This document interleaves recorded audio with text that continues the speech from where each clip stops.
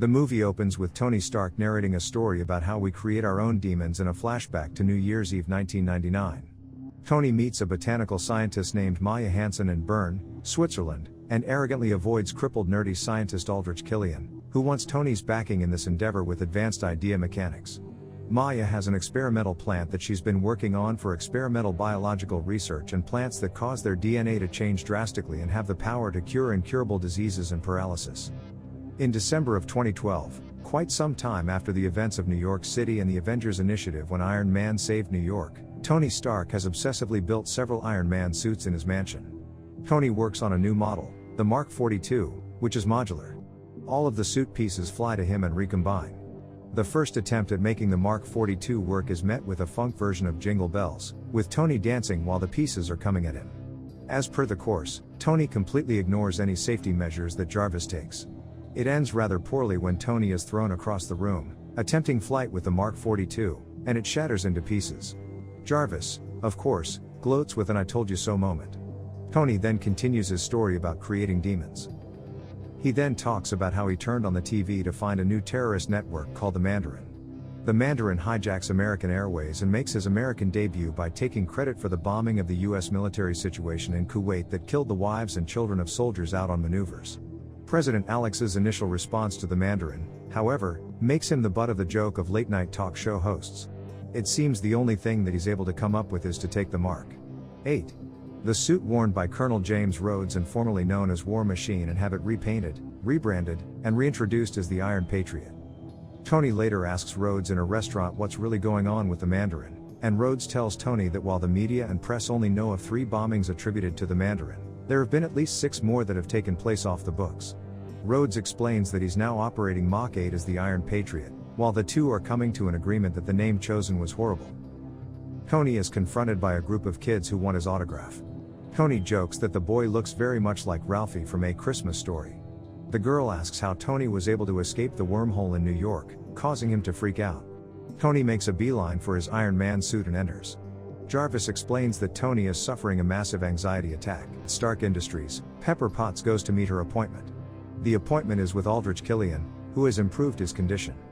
He's in much better physical shape, and his disability seems to be completely gone.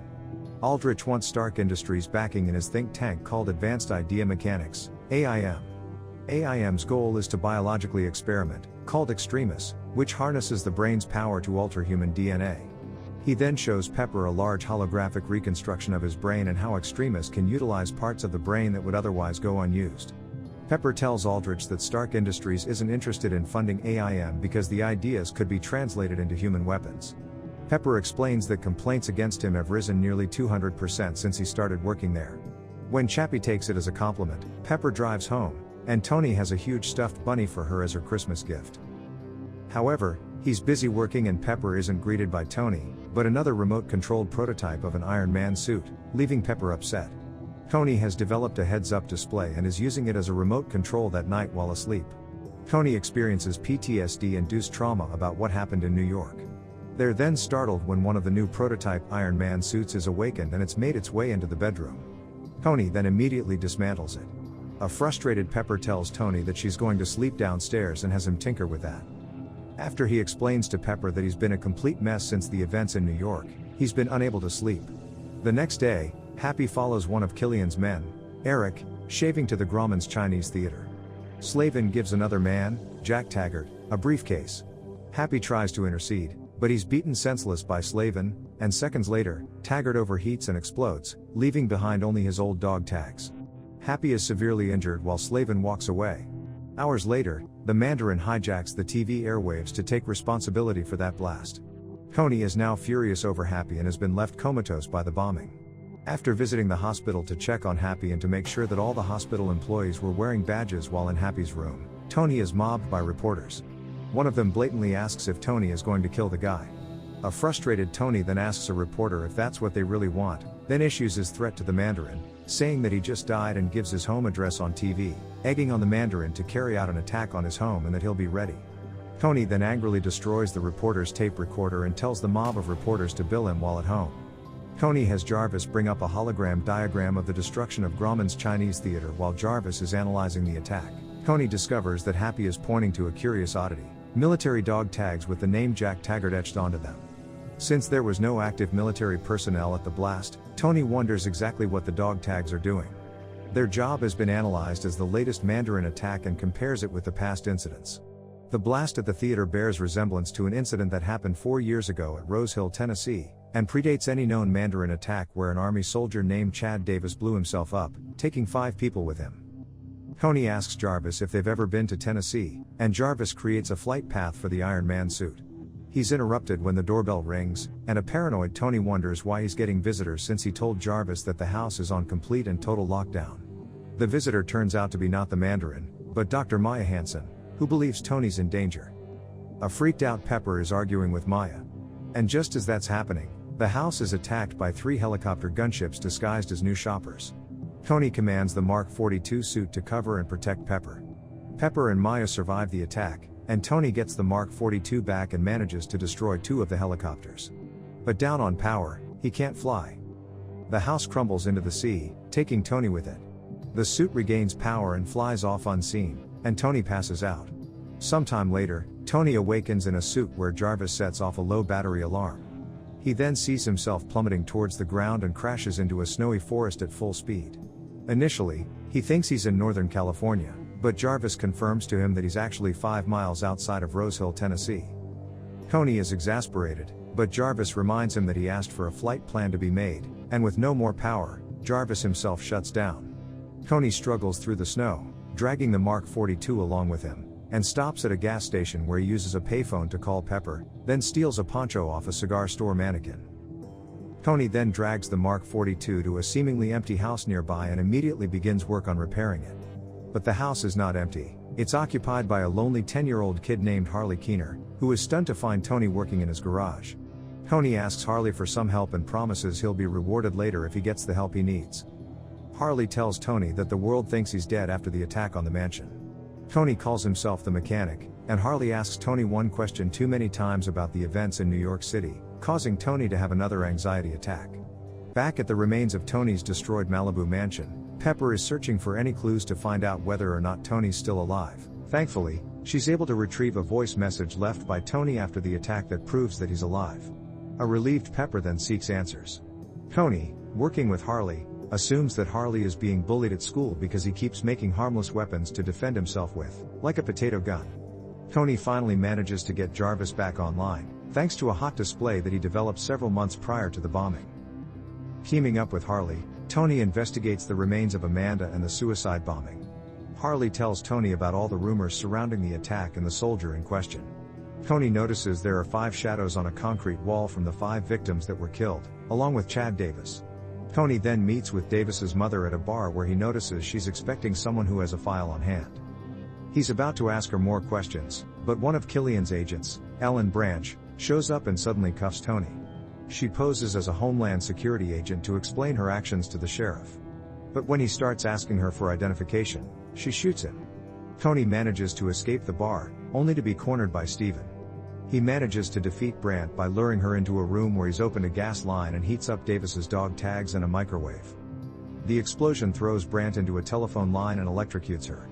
Tony then tries to take Harley hostage, but Harley overpowers him, allowing Tony to grab his car keys and escape.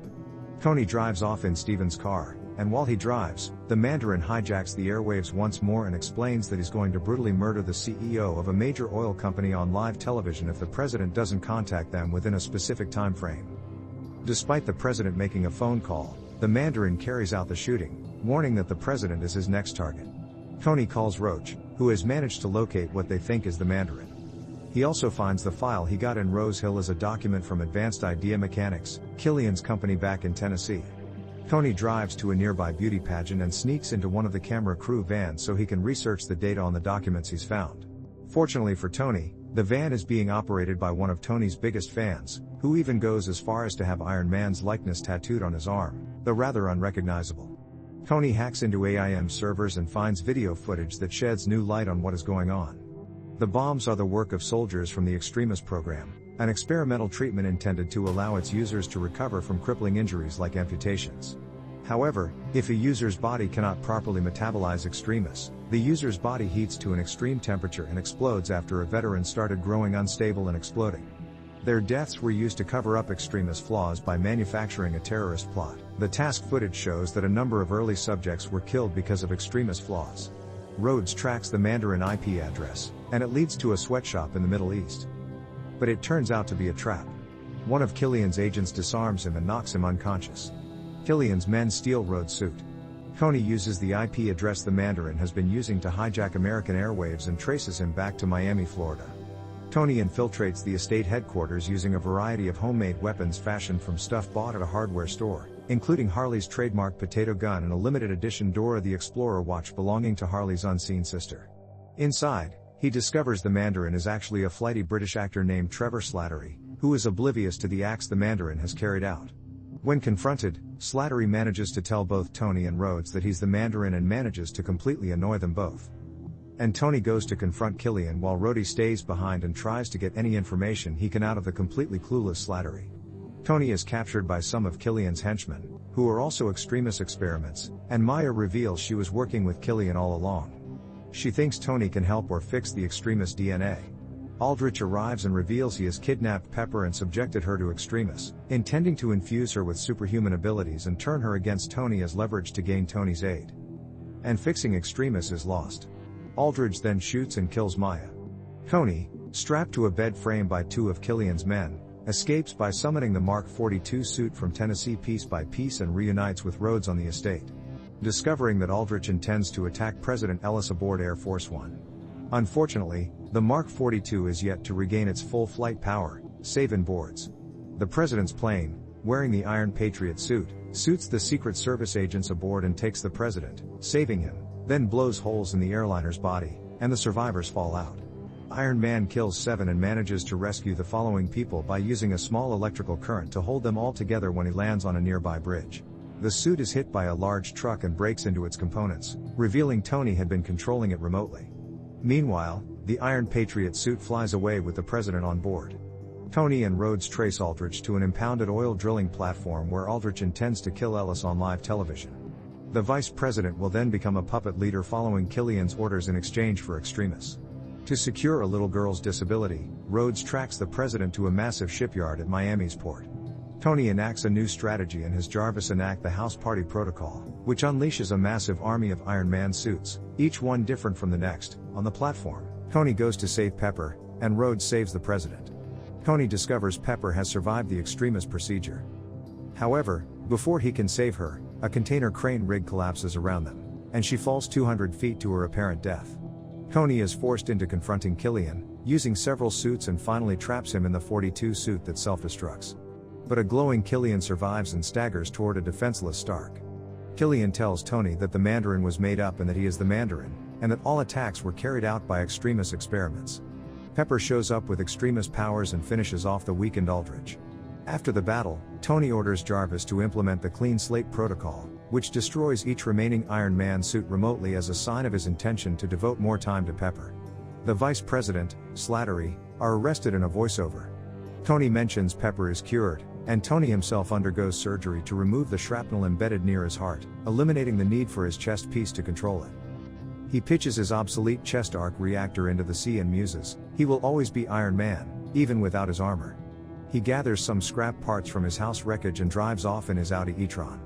He then leaves Harley with a rebuilt lab and a new version of Harley's trademark potato gun, telling him that Iron Man will be back, and leaves a thank you note from the mechanic. In the post-credits, the answer revealed that Stark has been recounting his experiences to Dr. Bruce Banner, who awakens having fallen asleep at the beginning of Tony's story, followed by the words Tony Stark will return. Thanks for watching.